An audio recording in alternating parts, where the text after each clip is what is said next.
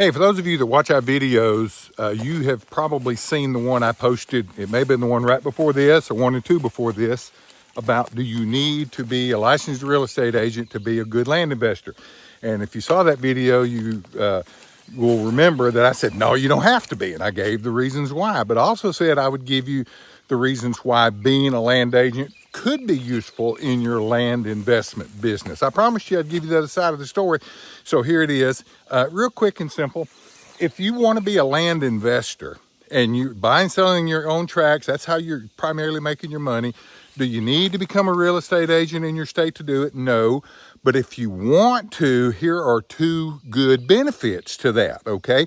Now, I think this is more age appropriate. There's some age factors in this. If you're my age going into it, I would just go back to the first video and stick with that. But if you're a little younger and you still kind of on a pathway of, some career and work and making some money as you go like that, this may work for you. The main reason you might want to get your license if you are an active land investor is that it gives you access to the commission.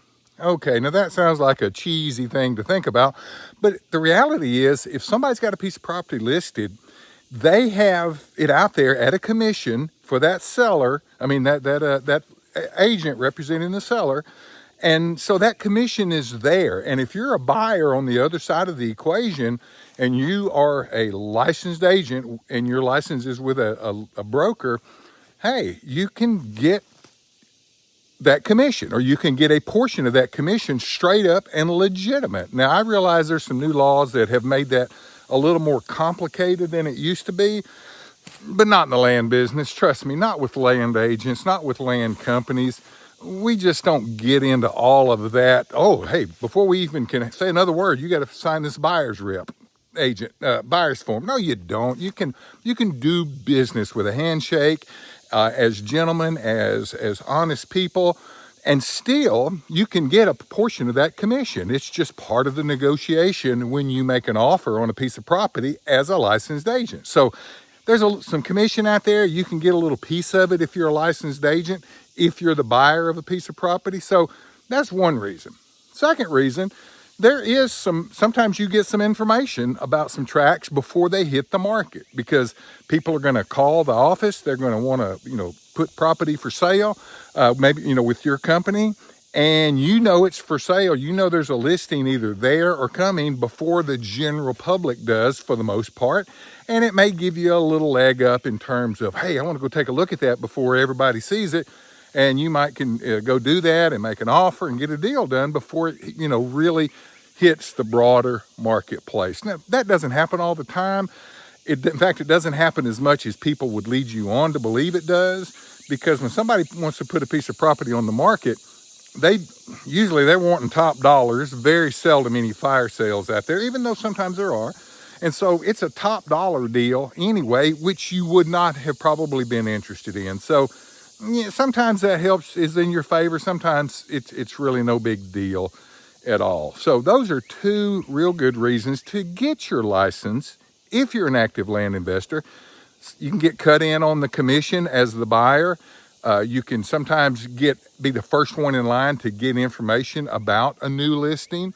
And sometimes that little extra few days notice makes all the difference in the world in getting a deal done. So anyway, if you're a land investor, know that you can do it without a license. But if you do want to get a license, there's some benefits to that.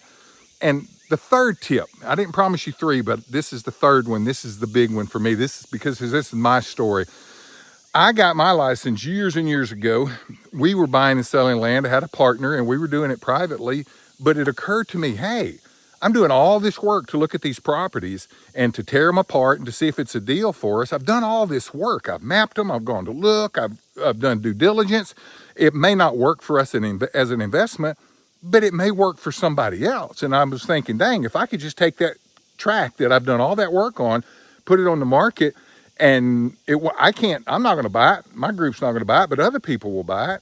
I can make a commission on that for the work that I've already done. So it became a business for me, because that's where Recland came from. It became a business for me as well as, just a a little tool to help me. So that's why I said this video is more directed to people that might be a little younger, because if you're my age, you're not necessarily wanting to get into a new business. You just want to do your own thing, and you're not wanting to represent other people and be a third party and all that.